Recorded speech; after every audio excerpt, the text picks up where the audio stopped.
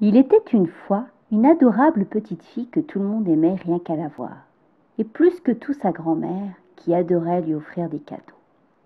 Une fois, elle lui donna un petit chaperon de velours rouge, et la fillette le trouva si joli, il lui allait si bien qu'elle ne voulut plus porter autre chose.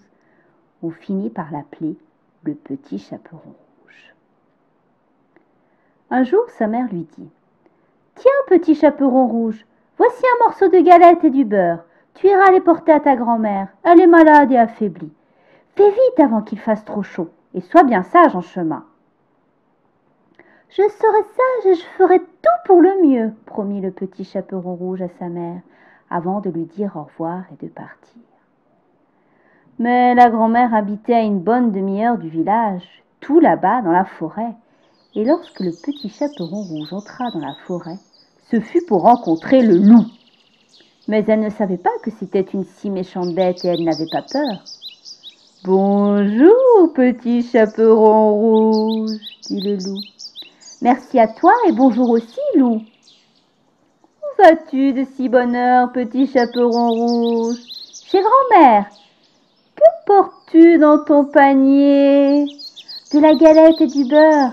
Nous l'avons cuite hier et je vais emporter à grand-mère parce qu'elle est malade et que cela lui fera plaisir. » « Où habite-t-elle, ta grand-mère, petit chaperon rouge ? » demanda le loup. « Plus loin dans la forêt, à un quart d'heure d'ici. C'est sous les 3 grands chênes et juste en dessous, il y a des noisetiers. Tu reconnaîtras forcément, dit le petit chaperon rouge. » Fort de ce renseignement, le loup pensa. « Comme elle est mignonne, quel régal !»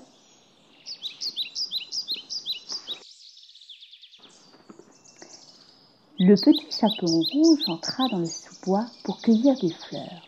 Une ici, l'autre là, mais la plus belle était toujours un peu plus loin, et encore plus loin dans l'intérieur de la forêt. Le loup, pendant ce temps, courait tout droit à la maison de la grand-mère et frappait à sa porte. « Qui est là ?» cria la grand-mère. « C'est moi, le petit chaperon rouge, » dit le loup. « Je t'apporte de la galette et du beurre, ouvre-moi !»« Tire la chevillette et la bobinette, chéra !» cria la grand-mère. « Je suis trop faible et ne peux me lever !» Le loup tira le loquet, poussa la porte et entra pour s'avancer tout droit, sans dire un mot, jusqu'au lit de la grand-mère, qui l'avala.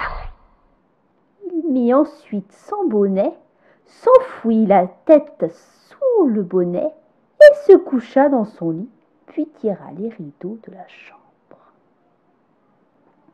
Le petit chaperon rouge avait couru de fleur en fleur. Mais à présent, son bouquet était si gros que c'était tout juste si elle pouvait le porter. Alors elle se souvint de sa grand-mère et se remit bien vite en chemin pour arriver chez elle. Elle frappa à la porte.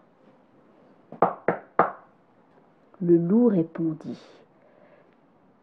« Qui est là ? » « C'est moi, le petit chaperon rouge. Je t'apporte de la galette et du beurre de la part de ma maman. »« Tire la chevillette et la bobinette, chéra !» Le petit chaperon rouge entra dans la chambre de sa grand-mère. « Bonjour, grand-mère !» Mais comme personne ne répondait, elle s'avança jusqu'au lit et écarta les rideaux. La grand-mère y était couchée avec son bonnet qui lui cachait presque toute la figure. Elle avait l'air si étrange. « Comme tu as de grandes oreilles, grand-mère, c'est pour mieux t'entendre, mon enfant. Comme tu as de grands yeux, grand-mère, c'est pour mieux te voir. Comme tu as de grandes mains, c'est pour mieux te prendre, ma jolie. Oh, grand-mère, quelle grande bouche et quelles terribles dents tu as!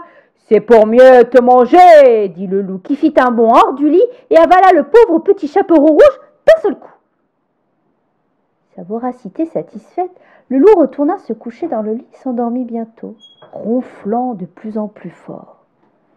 Le chasseur qui passait devant la maison l'entendit et pensa « Que donc la vieille femme a ronflé si fort ?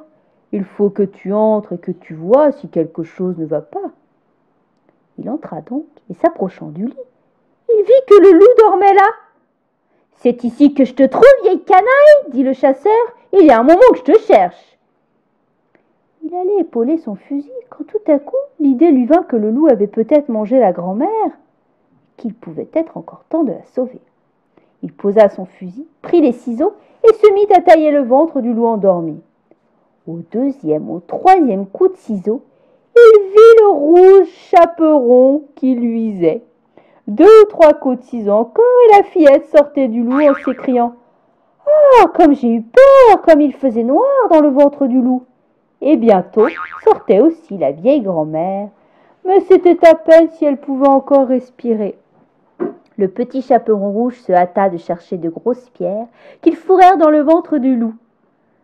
Quand celui-ci se réveilla, il voulut bondir, mais les pierres pesaient si lourd et celles lui faisaient si mal au ventre qu'il finit par s'enfuir en pleurnichant. Fin.